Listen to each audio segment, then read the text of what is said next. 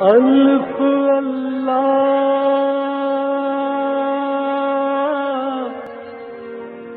چمبے دل بوٹی میرے من وچ مرشد لائی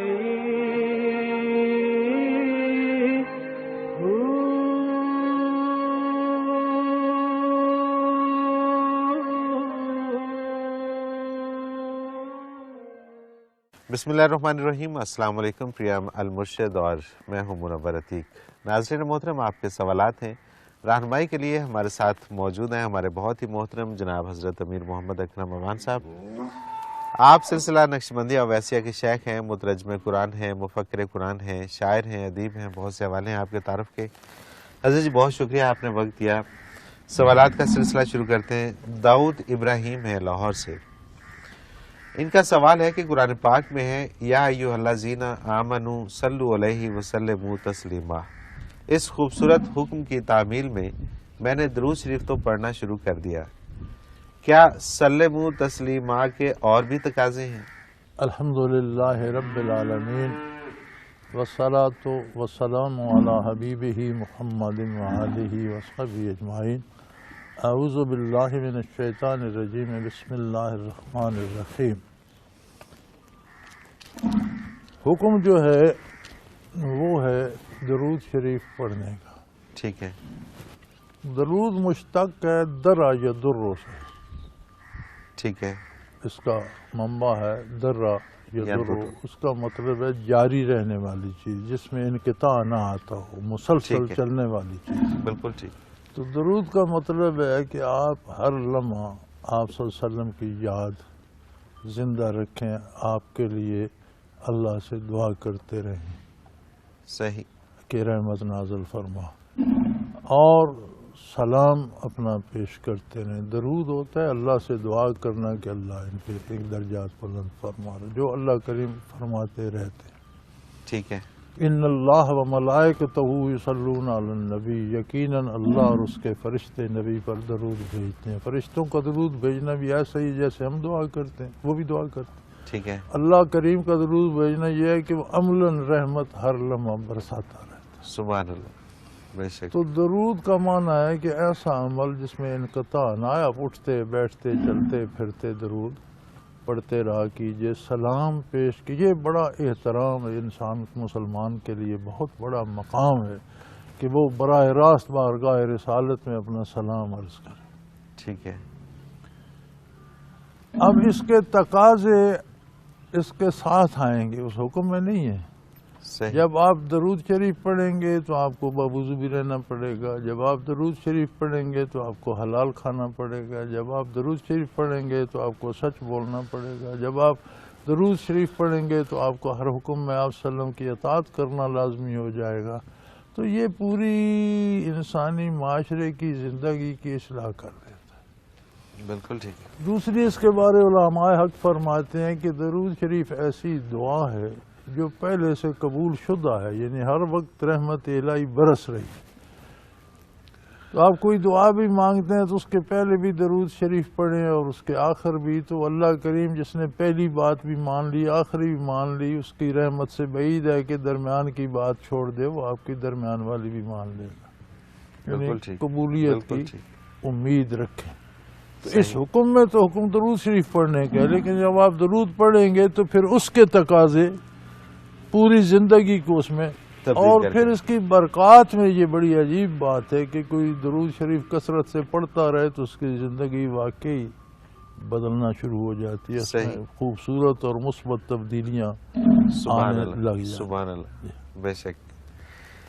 ارمغان علی کراچی سے، ان کا اسی سے ریلیٹڈ ان کا سوال ہے، کیا درود شریف نبی اکرم صلی اللہ علیہ وآلہ وسلم سے ہمارے تعلق کو مضبوط کرتا ہے؟ یقیناً الحمدللہ نبی کریم صلی اللہ علیہ وسلم کا ایک ارشاد درود شریف کی فضیلت میں یہ بھی ہے کہ یہ وہ دعا ہے جو دنیا اور آخرت کے ہر کام کے لیے کفایت کرتی ہے۔ ٹھیک ہے. یعنی آپ درود شریف پڑھتے رہیں تو دنیاوی چیزوں ساری کے لیے بھی دعا کا مقام ہے، اور آخرت کے لیے بھی. سبحان اللہ. دنیا اور آخرت کی ساری ضرورتیں پوری کرتا ہے.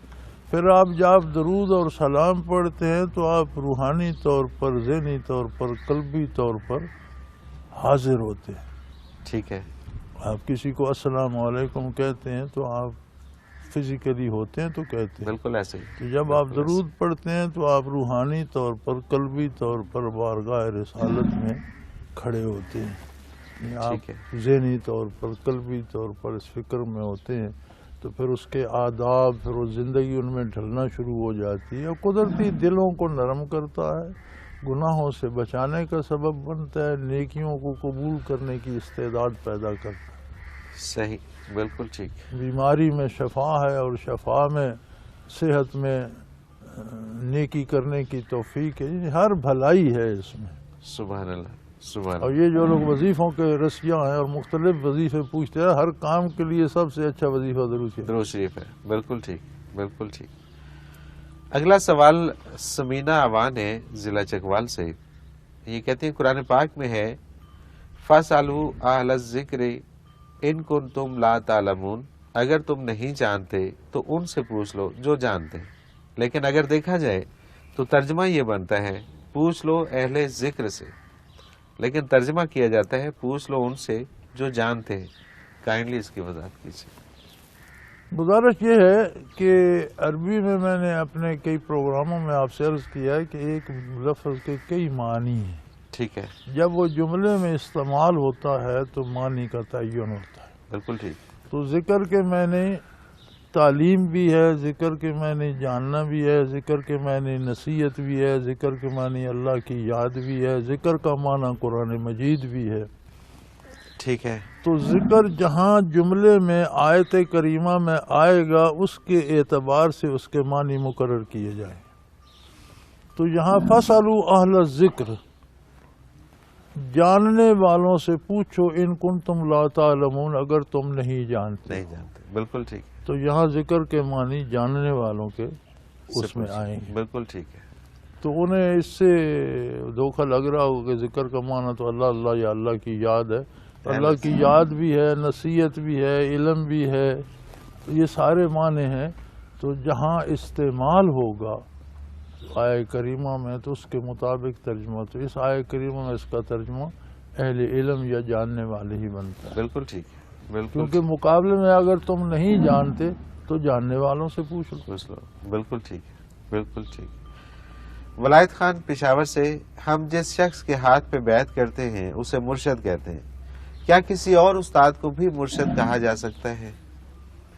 یار یہ مرشد کوئی شرعی عہدہ تو نہیں ہے. ٹھیک ہے. یہ گانے بجانے والے، گانے سکھانے والوں کو بھی مرشد کہہ لیتے ہیں. جی، اور کہتے ہیں مرشد جی جگہ جگہ ہے. تو مرشد کا معنی یہ ہے جس سے عقیدت ہو اور اس کی اقتداء کی جائے. ٹھیک ہے. وہ کسی بھی شعبے کے اندر، کسی بھی شعبے کے اندر. ویسے تو استاد کہتے ہیں نا. ٹھیک ہے. ٹیچر کہتے ہیں، استاد کہتے ہیں، لیکن اگر ساتھ صرف سیکھنا نہ ہو، عقیدت بھی آ جائے تو مرشد ہوگا. بالکل ٹھیک. تو یہ کوئی شرعی عہدہ نہیں ہے کہ کوئی خاص لوگوں کے ماتھے پہ اللہ نے لکھ دیا کہ یہ مرشد ہے اور وہ مرشد نہیں ہے. ٹھیک ہے. جس سے بھی آپ کو کچھ مل رہا ہے. بعض لوگوں کا مرشد شیطان بھی ہے. جی ہاں، اس سے بھی ان کو مل رہا ہے بہت کچھ، اس سے بھی لوگ استفادہ کر رہے ہیں. بالکل ٹھیک ہے. عمر فاروق میاں والی سے ان کا سوال ہے کہ میرے ایک استاد خاتم الانبیاء کی تشریح یہ کرتے ہیں کہ نبی اکرم صلی اللہ علیہ وسلم کے بعد جو نبی آئے گا وہ آپ صلی اللہ علیہ وسلم کی مہر سے آئے گا، یعنی آپ مہر لگانے والے ہیں. براہ کرم خاتم الانبیاء کا اصل مفہوم بتا دیجیے. گزارش یہ ہے کہ قرآن کریم کے الفاظ پہنچانا جس طرح وحی سے حضور تک پہنچے، یہ منصب نبوت. ٹھیک ہے. پھر قرآن کریم کے ان الفاظ کا مفہوم کیا ہے یہ متعین کرنا بھی منصب نبوت. ٹھیک ہے. قرآن کا کوئی وہ ترجمہ جو آدمی اپنے طبیعت سے یا اپنے زور سے یا لغت کے زور سے یا صرف و نحو کے زور سے کرے وہ قابل قبول نہیں ہے، بالکل ٹھیک۔ قرآن کریم کا وہی ترجمہ قابل قبول ہے جو حضور نے فرمایا، صحابہ نے سنا، پھر آپ کے سامنے عمل کیا، آپ نے قبول فرمایا۔ ٹھیک۔ تو خاتم کا یہ معنی قادیانی حضرات نے کیا ہے۔ اچھا، مہر یہ لگانے سب سے والا۔ پہلے قادیانی نے ٹھیک ہے۔ خاتم، چونکہ مور کو بھی خاتم کہتے ہیں، ٹھیک ہے۔ تو انہوں نے مور لگانے والا بنا دیا۔ لیکن جو ترجمہ حضور نے کیا وہ یہ ہے کہ انا خاتم النبیین، میں خاتم النبیین ہوں، لا نبی آبادی، میرے بعد کوئی نبی نہیں۔ واضح واضح، پیغام۔ یعنی حدیث شریف میں، ساری حدیث کی سیاق کی کتابوں میں موجود ہے۔ بالکل ٹھیک۔ پھر ایک اور حدیث، بے شمار حدیثیں اس موضوع پہ، لو کان بعدی نبی لکان عمر، اگر میرے بعد نبوت ہوتی تو عمر کو اللہ نبوت دیتا۔ اور حدیث ہے ایک، اس کا معنی حضور نے فرمایا کہ یہ جو نبوت کی عمارت ہے یہ بڑی خوبصورت اور دنیا کی سب سے بہترین عمارت ہے، اور کوئی اس کو دیکھنے سیر کرنے آتا اور اس کے گرد گھومتا تو ایک اینٹ کی جگہ خالی پاتا۔ صحیح۔ اور وہ کہتا کہ وہ بڑی خوبصورت عمارت ہے لیکن یہاں ایک اینٹ کی جگہ خالی ہے۔ تو فرمایا انا تلک اللبنہ، تو وہ اینٹ میں ہوں۔ سبحان اللہ۔ جب میں سبحان مبعوث اللہ۔ ہوا تو سبحان نبوت اللہ۔ کا محل مکمل ہو گیا۔ مکمل ہو گیا، تو بالکل ٹھیک۔ خاتم کا معنی تکمیل نبوت نبی کریم صلی اللہ علیہ وسلم نے فرمایا۔ تو بالکل معنی ٹھیک۔ وہ مقبول ہوگا جو نبی کریم صلی اللہ علیہ وسلم نے کیا، اور 14 صدیوں میں کسی نے یہ معنی نہیں کیا، یہ آ کر قادیانی حضرات نے اس کو تبدیل یہ کیا۔ معنی پہنایا ہے۔ بالکل ٹھیک۔ تو علامہ اقبال مرحوم کے بھائی قادیانی ہو گئے تھے اور وہ قادیانی ہی مرے ہیں، اور علامہ کے بھتیجے اب بھی قادیانی ہیں، ان کی جو اولاد باقی ہے وہ اب بھی قادیانی۔ تو علامہ مرحوم کو بھی اس پہ جستجو ہوئی کہ یہ کیا ہے، ماننا چاہیے نہیں ماننا چاہیے، اس میں کیا حرج ہے، عقیدہ اسلامی کیا ہے۔ تو ان کا تعلق علامہ انور شاہ کشمیری رحمۃ اللہ علیہ سے بھی تھا، مولانا تھانوی رحمۃ اللہ سے بھی تھا۔ تو یہ سوال انہوں نے علامہ انور شاہ کشمیری رحمۃ اللہ علیہ کے سامنے پیش کیا کہ اگر نئی نبوت مان لی جائے تو کیا قباحت ہے۔ ٹھیک ہے۔ انہوں نے بڑا خوبصورت چھوٹا سا جملہ فرمایا۔ علامہ بھی فلسفے کے ظاہر ہے۔ ڈاکٹر تھے، تو وہی یہ صحیح۔ علماء حق جو ہوتے ہیں ان سے زیادہ فلسفی، انسانی فلسفی کون سمجھتا ہے۔ انہوں نے فرمایا پھر حضور کی خصوصیت ختم ہو جائے۔ بالکل ٹھیک۔ جو خصوصیت ہے آقا نامدار صلی اللہ علیہ وسلم کی کہ آپ نبیوں کے امام ہیں، ہم سردار ہیں، انبیاء ہیں، اب آپ کے بعد کوئی، وہ ختم ہو جائے گی۔ جیسے ہم نبی ہیں، آپ بھی آئے، اس کے بعد بھی آتے رہے۔ بالکل ٹھیک۔ تو اس ایک جملے پر علامہ سٹن ہو گئے، انہوں نے کہا یار یہ تو نہیں ہو سکتا۔ بالکل صحیح، بالکل صحیح۔ تو خاتم کا یہ معنی قادیانی کی ایجاد ہے، ٹھیک ہے۔ 14 صدیوں میں کسی نے یہ معنی نہیں کیا، بالکل ٹھیک۔ بلکہ حضور کے زمانے میں بھی جھوٹے نبی ہوئے، اور حضور کے بعد صحابہ کے سب سے جہاد کیا گیا، قتل کیے گئے، کسی سے دلیل نہیں مانگی گی کہ اگر تم نبی ہو تو کیا دلیل، ہمارا نبی ہو ہی نہیں سکتا۔ اور ہماری سبحان حنفی اللہ، فقہ میں سبحان تو اللہ۔ ہے، امام ابو حنیفہ رحمۃ اللہ تعالی فرماتے ہیں کہ کوئی نبوت کا دعویٰ کرے جو اس سے دلیل مانگے وہ بھی کافر ہے۔ اللہ اپنی اکبر۔ نبوت کی، اس کا اللہ مطلب ہے اکبر۔ کہ وہ ختم نبوت کا قائل نہیں، اگر دلیل دے تو وہ اسے نبی مان لے گا، یہ بھی کفر یہ بھی کفر ہے، بالکل ٹھیک ہے، بالکل ٹھیک ہے۔ اس پہ کوئی گنجائش ہے ہی گنجائش نہیں ہے ہی۔ کسی بھی قسم کی۔ یہ حضور کا مقام عالی ہے کہ عالی۔ نبوت کی تکمیل ہوگی۔ بالکل ٹھیک ہے عزیز، مجھے ایک بریک پہ جانا ہے اور بریک سے واپس آگے پھر اس کو کنٹینیو کرتے ہیں۔ ناظرین محترم، اگر آپ بھی اس پروگرام میں شامل ہونا چاہیں اپنے سوال کے ذریعے تو اسکرین پہ ہمارا نمبر موجود ہے، نوٹ فرما لیجیے 0333495501، اور اسی طرح سے ہمیں میل کر سکتے ہیں۔ ای میل ایڈریس اسکرین پہ موجود ہے questions@almurshid.tv۔ ابھی یہ جو سوال ہمارا چل رہا ہے اس پہ واپس آ کے مزید بات کریں گے، ایک مختصر کمرشل بریک، اس کے بعد حاضر ہوتے ہیں، ہمارے ساتھ رہیے گا۔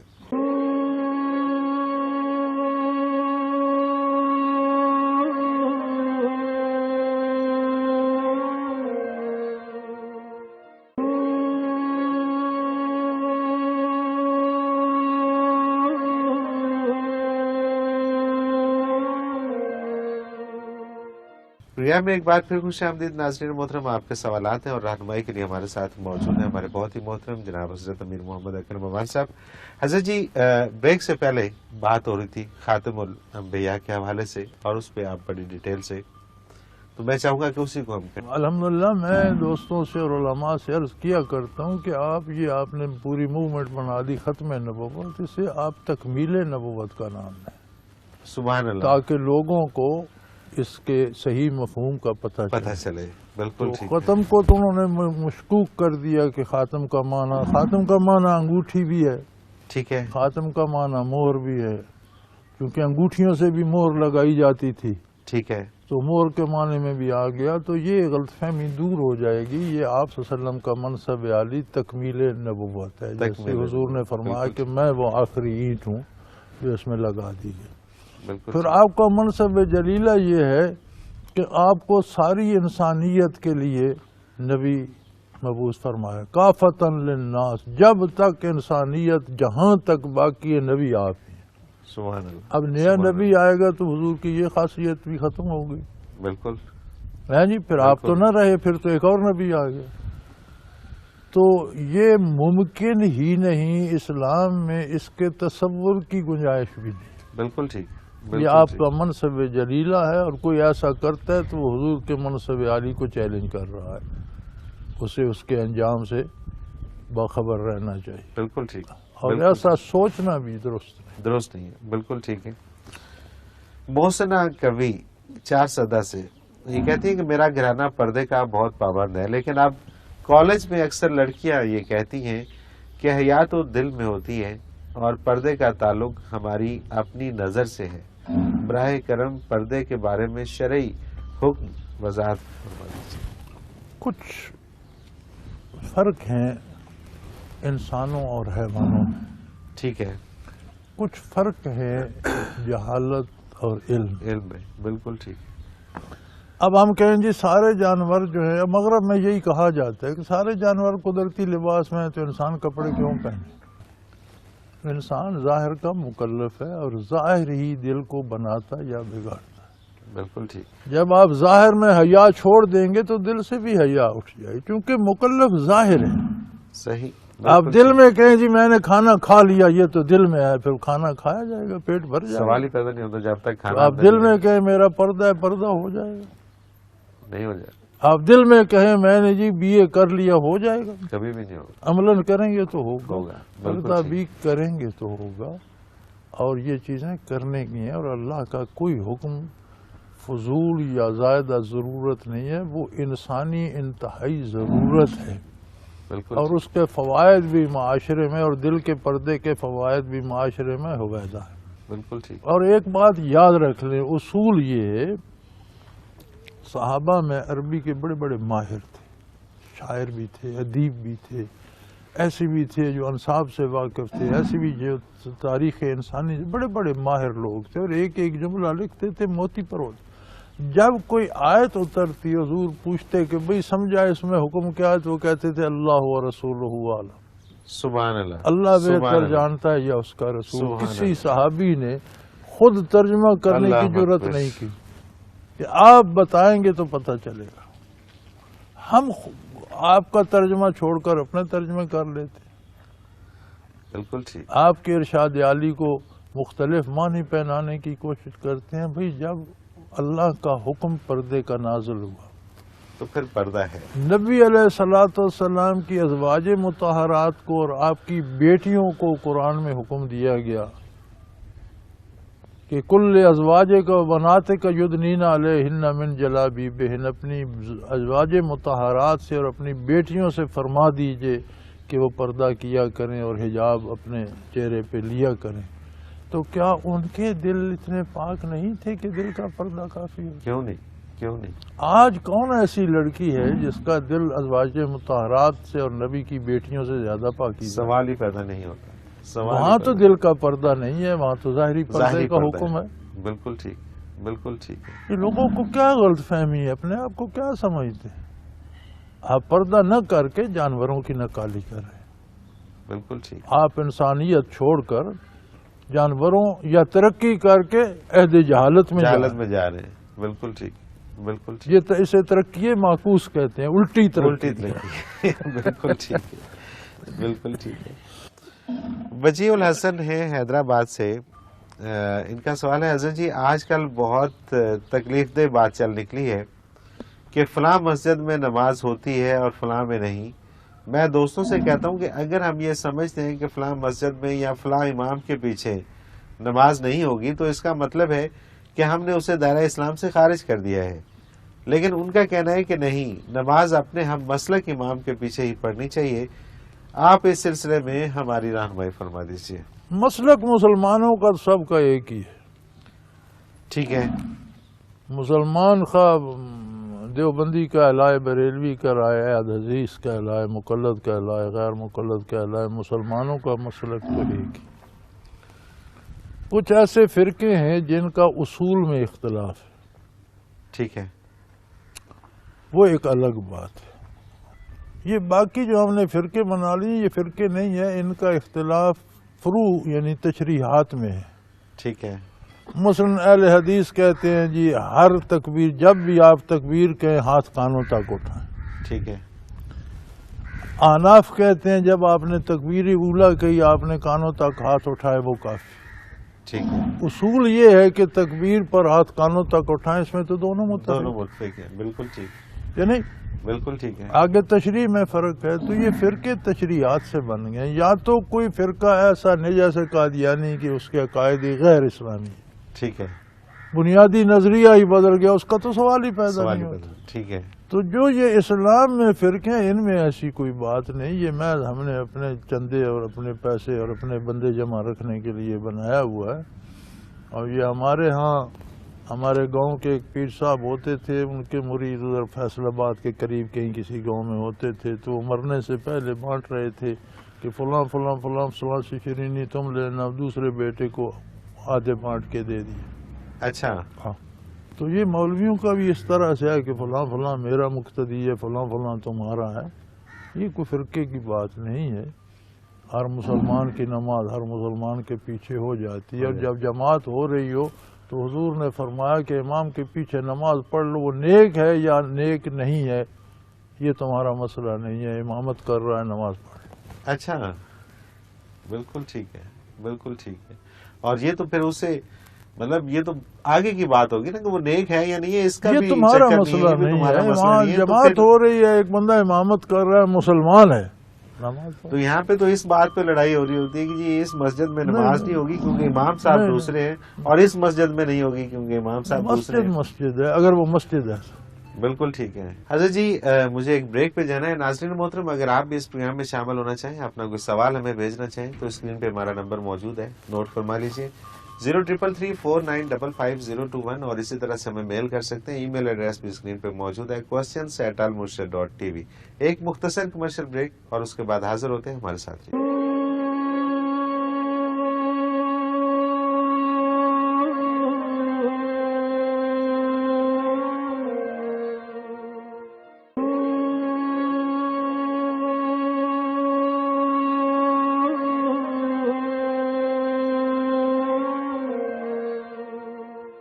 پروگرام میں ایک بار پھر خوش آمدید. ناظرین محترم، آپ کے سوالات اور رہنمائی کے لیے ہمارے ساتھ موجود ہمارے بہت ہی محترم جناب حضرت امیر محمد اکرم اوان صاحب. حضرت جی اگلا سوال ڈاکٹر عائشہ ستوت ہیں لاہور سے. یہ کہتے ہیں حضرت جی آج کل یہ ٹرینڈ عام ہے کہ جرائم کی بھی سائیکولوجیکل ریزن تلاش کی جاتی ہے. اس سلسلے میں اسلام کا پوائنٹ آف ویو کیا ہے؟ اسلام میں سائیکولوجیکل ایفیکٹس یا اس کے نفع نقصان کو سوچنا سمجھنا بحث کرنا کو منع نہیں ہے. ٹھیک ہے. اس پر غور کرنا اچھی بات ہے، لیکن ایک بنیادی اصول یاد رکھیے. جب اللہ اپنا نبی یا رسول مبعوث فرماتا ہے تو وہ اس لیے ہوتا ہے کہ اس کا اتباع کیا جائے. ٹھیک ہے. نبی پر ایمان کی کیفیت یہ ہے کہ ایک بات آپ کا عقل کہتا ہے یہ بالکل نقصان دہ ہے، نبی کہتا ہے یہ ٹھیک ہے، تو آپ کو ماننی ٹھیک پڑے گی. بالکل ٹھیک.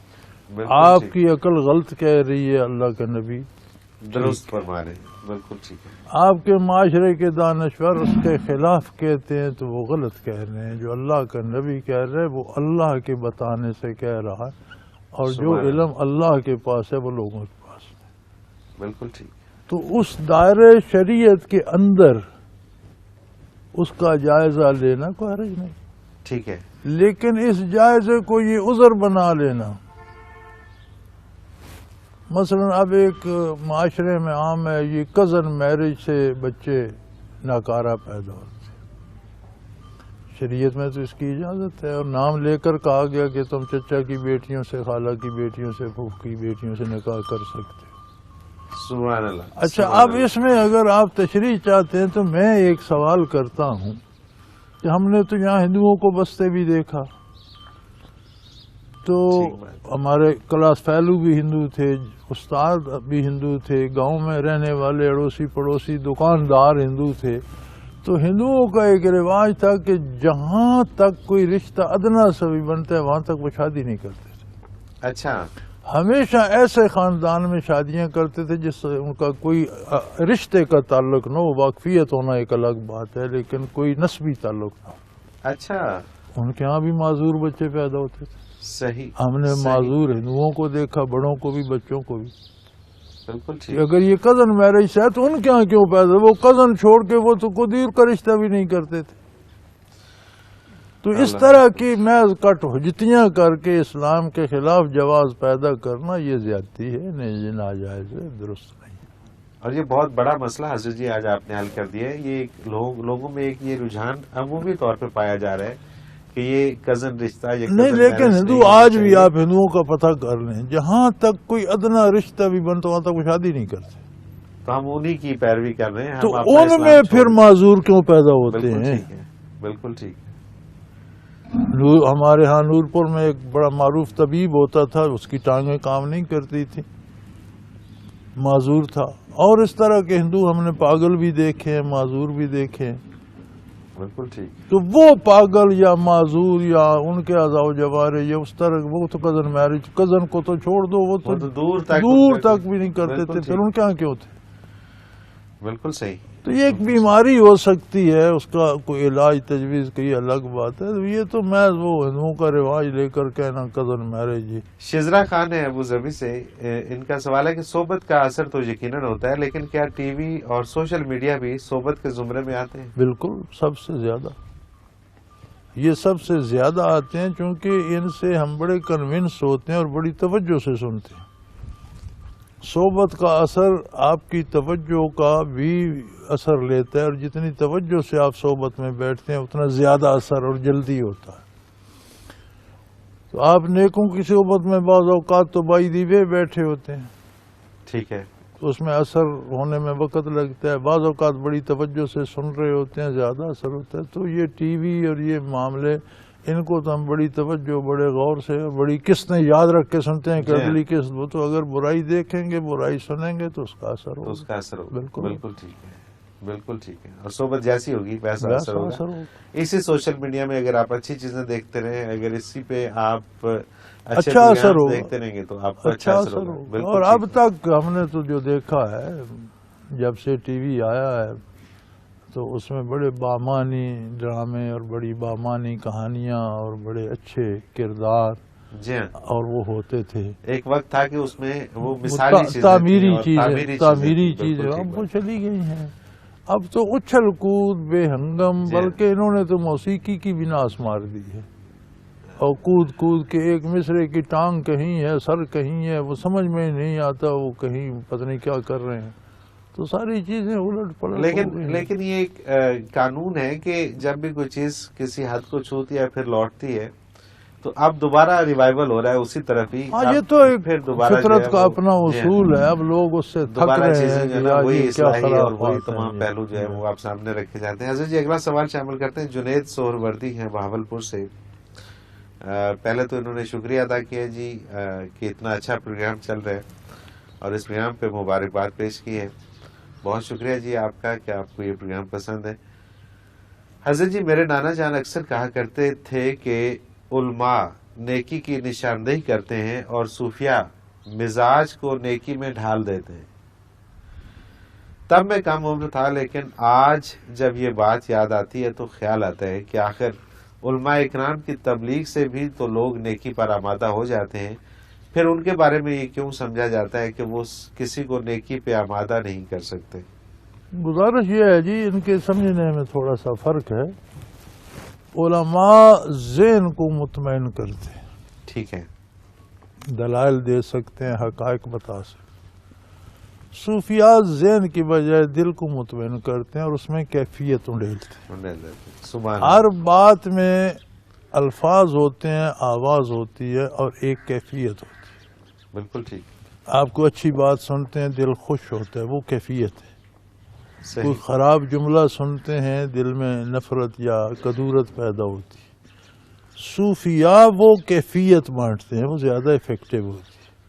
علماء دماغ کو مطمئن کرتے ہیں ظاہری دلائل سے، پھر دماغ سے وہ اطمینان قلب تک جاتا ہے. بالکل ٹھیک، صوفیاء سیدھا بحث قلب سے کرتے ہیں، قلب میں کیفیت انڈیل دیتے ہیں، دماغ وغیرہ کو مجبوراً ماننا پڑ جاتی ہے. یہ فرق ہے، اللہ اکبر، اور کتنا بڑا فرق ہے. بڑا فرق ہے. بالکل ٹھیک، بالکل ٹھیک. ڈاکٹر عائشہ ستوت کا ہی ایک اور سوال ہے. یہ کہتی ہے کہ قرآن پاک میں آتا ہے کہ شیطان اپنے دوستوں سے باتیں کرتے ہیں. حضرت جی اس سے کیا مراد ہے؟ شیاطین انسانوں سے کس طرح باتیں کر سکتے ہیں؟ میرا تو خیال ہے ڈاکٹر صاحب بڑے اچھے ویل لرنڈ پرسن ہیں. انہوں نے انگلینڈ سے پی ایچ ڈی کی ہے نفسیات میں، صحیح، اور بڑے مشہور ماہر نفسیات ہیں. تو یہ روز سنتے نہیں شیطان کی باتیں؟ لوگ اپنی تقریروں میں، اپنے شعروں میں، اپنی غزلوں میں، اپنے گانوں میں دوہرا رہے ہوتے ہیں. صحیح، بالکل ٹھیک ہے. یہ باتیں شیطان نے بتائی ہیں تو وہ دوہرا رہے کہ نہیں؟ بالکل ایسے. اب شیطان کی بات کرنے کا انداز یہ نہیں ہے کہ جس طرح میں اور آپ بیٹھے بات کر رہے ہیں، ریکارڈ بھی ہو رہی ہے، وہ بھی اپنی بات دل میں القاء کر دیتا ہے. ٹھیک ہے، اگر دل صاف ہے، روشن ہے، منور ہے تو وہ قبول نہیں کرتا، ریجیکٹ کرتا ہے. بالکل ٹھیک، وہ کدورت ہوتی ہے، غلیظ ہوتی ہے، سیاہ ہوتی ہے، ظلمت ہوتی ہے. بالکل صحیح. اگر دل پہلے سے ظلمت زدہ ہے تو وہ بھی اس میں اکاموڈیٹ ہو جاتی ہے، پھر اس کے دماغ تک آتی ہے، زبان پہ آ جاتی ہے. بالکل ٹھیک، بالکل ٹھیک. تو شیطان سے باتیں کریں، نہ شیاطین لیوحون الی اولیائہم، الفاظ ہیں قرآن کے کہ شیطان اپنی بات اپنے دوستوں تک پہنچاتے ہیں. بالکل ٹھیک. لیوحون، اپنی بات ان کے دلوں میں ڈال دیتے ہیں. بالکل ٹھیک. اسی لیے آپ قرآن کریم کو وہی کہتے ہیں نا کہ یہ کوئی زبانی بات نہیں، یہ سیدھی حضور کے قلب اطہر میں بات ڈالی گئی. سبحان اللہ. تو جب دل خراب ہوتے ہیں تو پھر وہ شیطان کا دوست بن جاتا ہے، تو اس کے دل میں شیطان اپنی باتیں ڈال دیتے ہیں. ہم وہ باتیں لوگوں کی زبان پہ بھی سنتے ہیں. بالکل ٹھیک، بالکل ٹھیک. آخری سوال حضرت جی اس پروگرام میں شامل کرتے ہیں شاہ نواز مرید کے. بزرگان دین کے تبرکات کی کیا اہمیت ہے؟ اللہ اللہ اللہ بھائی، بات یہ ہے، پہلے تو کسی کو بزرگان دین میں شامل کرنا بھی ایک بڑی جرأت رندانہ ہے. کوئی سمجھ نہیں آتی کون نقال ہے، کون نیک ہے. بالکل ٹھیک. دوسری بات یہ ہے کہ واقعی اللہ کا کوئی نیک بندہ ہو تو اس کی چیزیں ان میں برکت ہوتی ہے. ٹھیک ہے. اور قرآن کریم نے بنی اسرائیل کو یہ ایک فضیلت یہ بھی بخشی کہ موسیٰ علیہ السلام اور ہارون علیہ السلام کی چھوڑی ہوئی چیزیں بطور برکت تمہارے تک پہنچا دی جائیں. قرآن کریم میں ذکر آتا ہے. صحیح. تو ان کی اپنا ایک اثر، ایک برکت ایک ہوتی ہے. اب لوگ حضور کے منہ مبارک کی زیارت کو، اس کا اپنا ایک اثر ہے. حضور کی چیزیں، تلواریں یا استعمال کی چیزیں استنبول کے اس میں پڑی ہیں، تو ان کی اپنی ایک برکت، ایک کیفیت، ایک اثر تو ہے. بالکل ٹھیک. تو اسی طرح اگر واقعی بزرگان دین کی کوئی چیز ہے تو اس میں ایک کیفیت، ایک اثر بھلائی کا، اچھائی کا ہوتا ہے. اس میں کوئی حرج نہیں. ایک آدمی جس زمین پہ چلتا ہے وہ اثر قبول کرتی ہے، جو لباس پہنتا ہے وہ اثر قبول کرتا ہے، جس فضا میں رہتا ہے فضائیں اثر قبول کرتی ہیں. سبحان اللہ، سبحان اللہ. بالکل صحیح حضرت جی. اب ہمیں یہ نہیں پتا کہ کون بزرگان دین کون میں ان میں شامل کون ہے شامل ہے. اور بالکل کس نے ٹھیک ہے. نقل بنا نقل رکھی بنا ہے رکھی یہ ہے. نہیں بالکل پتا. ٹھیک ہے. اور پھر چیزوں کو برکت کی حد تک رہنے دینا چاہیے، انہیں حاجت روا مشکل کشا نہیں کشا سمجھ نہیں بنا لینا لینا چاہیے. خطا بالکل ٹھیک. یہاں ہوتی خطا بالکل صحیح بالکل صحیح. یہاں سے کام بگڑ جاتا ہے. بگڑ جاتا حضرت جی بہت شکریہ، آپ نے وقت دیا. ہمارے پروگرام کا وقت آپ نے اختتام کو پہنچ گیا. ناظرین محترم، اگر آپ بھی اس پروگرام میں شامل ہونا چاہیں، اپنا کوئی سوال ہمیں بھیجنا چاہیں تو اسکرین پہ ہمارا نمبر موجود ہے، نوٹ فرما لیجیے 033349555021. اور اگر ہمیں میل کرنا چاہیں تو ای میل ایڈریس بھی اسکرین پہ موجود ہے questions@almurshid.tv. آپ اپنا کوئی بھی سوال ہمیں بھیجیے، ہم حضرت جی سے رہنمائی لیں گے. اس کے ساتھ ہی آج کے پروگرام کا وقت اپنے اختتام کو پہنچا. منور عتیق کو اجازت دیجیے. اللہ حافظ. لا